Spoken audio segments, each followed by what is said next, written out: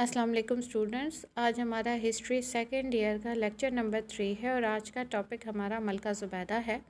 ملکہ زبیدہ سن 149 ہجری کو اور 766 عیسوی کو بمقام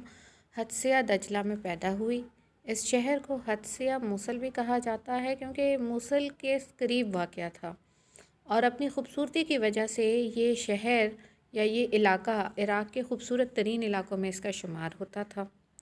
ملکہ زبیدہ کا اصل نام امت العزیز تھا اور یہ ابو جعفر منصور جو کہ دوسرے عباسی خلیفہ ہیں ان کے بیٹے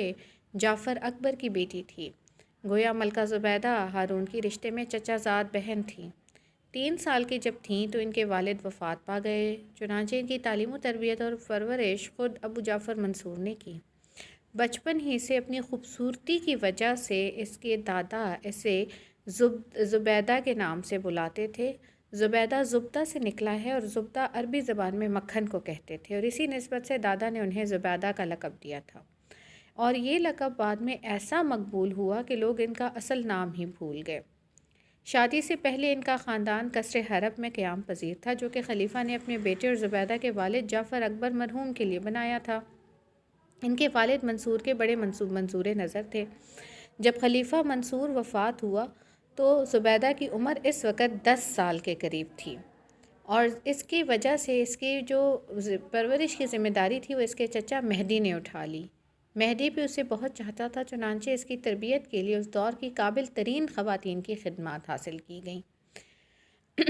چونکہ ملکہ زبیدہ جو تھیں وہ اپنی ظاہری اور باطنی خوبیاں کی وجہ سے بہت زیادہ عام لوگوں میں بھی بہت زیادہ مقبول تھی اور خاندان بنو عباس کی آنکھوں کا بھی تارا بن گئی تھیں۔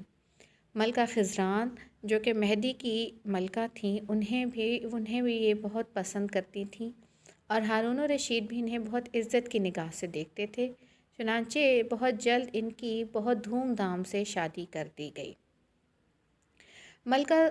خزران کی وفات جو کہ مادر ملکہ تھی، مادر ملکہ یعنی کہ ظاہری بات ہے ہارون و رشید کے دور میں وہ مادر ملکہ کا لقب انہیں ملا تھا کیونکہ وہ ہارون و رشید کی ماں تھی، تو مادر یعنی کہ ماں ملکہ۔ مادر ملکہ کی وفات کے بعد زبیدہ سیدہ کیسر یعنی ملک کی خاتون اول قرار پائیں اور اپنے اثر و رسوخ کو استعمال کر کے ہارون و رشید سے اپنے بیٹے امین و رشید کو ولی عہد نامزد کروا دیا۔ ولی عہدی کی تقرری کے وقت امین کی عمر صرف 6 سال تھی۔ یہ یاد رکھیں کہ امین اور مامون جو تھے یہ دونوں بھائی تھے اور مامون جو تھے یہ اصل میں امین سے بڑے تھے، اور اگر دیکھا جائے تو ہارون و رشید بھی مامون کو امین سے زیادہ چاہتے تھے، لیکن یہ صرف ملکہ زبیدہ کیا اثر رسوخ تھا کہ اس نے مامون و رشید کو ولی عہدی میں مطلب دوسرے نمبر پر وہ بھی صرف ہارون و رشید نے اپنی خواہش تھی کہ وہ مامون و رشید کو اپنے بعد خلیفہ جو ہے ولی عہد خلیفہ بنائے، اس لیے انہوں نے ولی عہد میں نامزد کر دیا تھا، لیکن پہلا نام انہوں نے بھی امین و رشید کا رکھا تھا۔ ملکہ زبیدہ جو تھیں ان کی تقوی، پرہیزگاری، علم پروری اور دینداری کی داستانیں تاریخ کے اوراق میں بھی محفوظ ہیں اور اس وقت کے لوگ بھی ان کی بہت عزت کرتے تھے۔ علم دوستی اور مذہب نوازی کا ان کا یہ عالم تھا کہ 100 کے قریب ان کی لونڈیاں تھیں جو سب کی سب قرآن کریم کی حافظہ تھیں۔ ان کی وفات کے وقت ان کی عمر 68 سال تھیں۔ وفات کے بعد ان کی تدفین کہاں ہوئی، مورخین کا ان کے بارے میں اختلاف ہے۔